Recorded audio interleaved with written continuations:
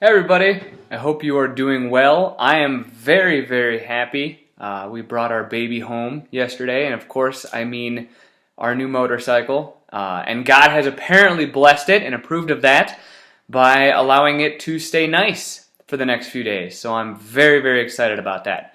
But I just wanted to share a few things before heading into the weekend.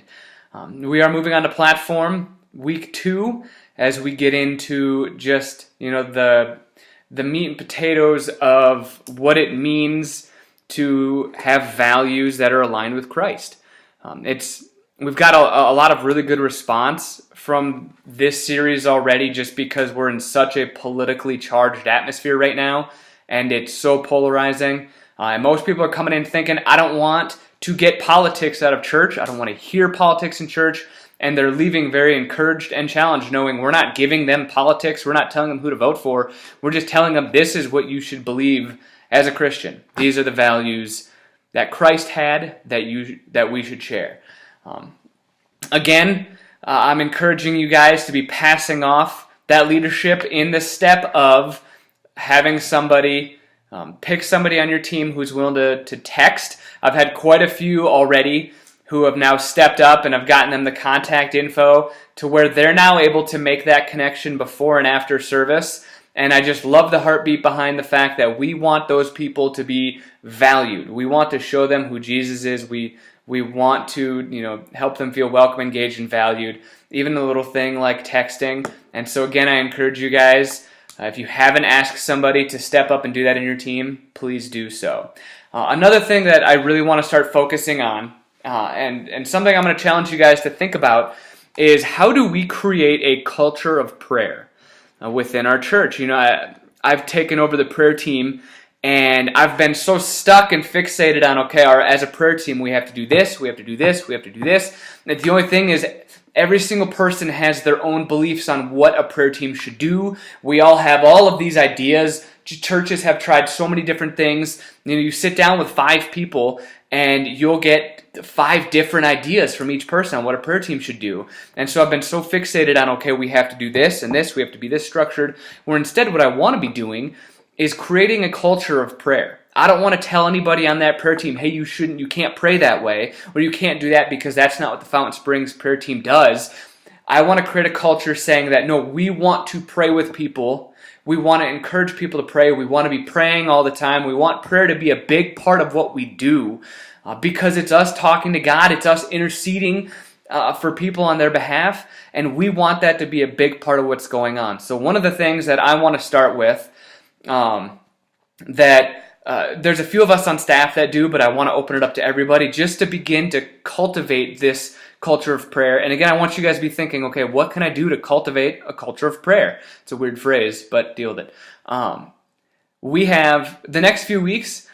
It seems like each Sunday we have a different card in the seat backs of the chairs, which means we have to go in early and we have to put all those in. Well, I've talked to Jill last week and then I've talked to Dan this week about having their teams come early.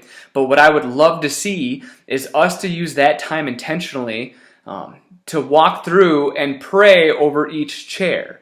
And just claim it in the name of God and know that who's ever going to be sitting there is going to be blessed, and that God wants them there, but just have the opportunity to pray over that. It's something small, but I told Dan I would love to take this opportunity because there's a few of us on staff that already do this, but I think as a team, as an ushering team, it'd be great to be able to do.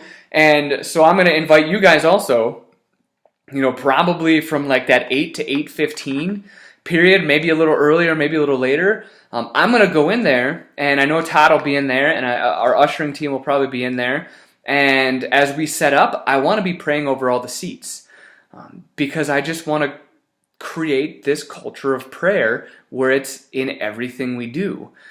So I just want you to be thinking about that. How can we, as a leader of my team, create this culture of prayer? I saw last week in the greeting team, Drew Miller prayed for the team. Drew is probably 10 years old, 11 years old, and he prayed for the team, which is incredible, not just because it's a younger kid, but that there's just this growth in this teaching of we want you to pray We want you to grow in your prayer. We want you to become a prayer warrior. Even in the Bible, Jesus talks about all the time, and there's a lot of verses based on it where there's just constant growth in people. God always wants to be growing in us, and I think prayer is one of the biggest things that we as a people can be growing in. I told the prayer team this last Monday we were there that I am probably more of a child compared to some of them on our prayer team because I have not been praying near as long as them. I haven't dealt with some of the things. I haven't grown in some of those things like they have, but I want us to start being able to grow that, and so I want us to be able to start creating that culture of prayer. So that's the big vision for this weekend. Amanda and I are going to talk a little bit more about this leadership rotation also with next steps. I'm just really excited to be able to have something in place that we can really start developing leaders and being more intentional about building leaders up. So I'm just really excited that we're going to be doing that, just having that discussion. Some of the information for this week. First, last week was the biggest weekend we had since our opening. We had a ton of people. It was 221 at 9 a.m. and like 280 for 11 a.m. It's probably because the Broncos didn't play in the morning, the Vikings didn't play in the morning, Packers didn't play.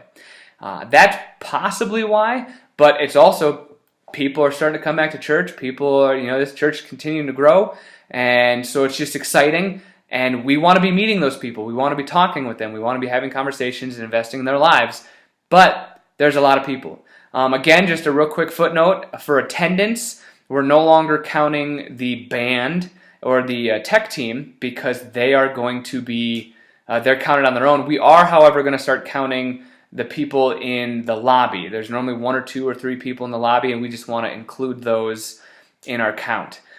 Finally, October 24th, so this Monday, is the financial learning experience that's going on at East. The 23rd, so Sunday night, is at West. Whichever one you go to, I just highly encourage you guys to go.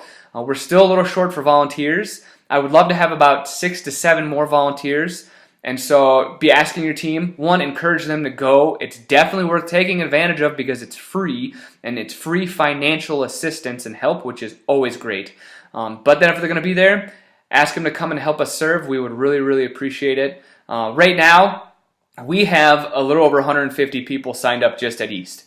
It's going to be a lot more this weekend because Joe Stangl is actually coming to speak this weekend, and so we will hear a lot more about financial everything, and people are probably going to really want to dive in after he speaks, so we're expecting a whole lot more people to sign up.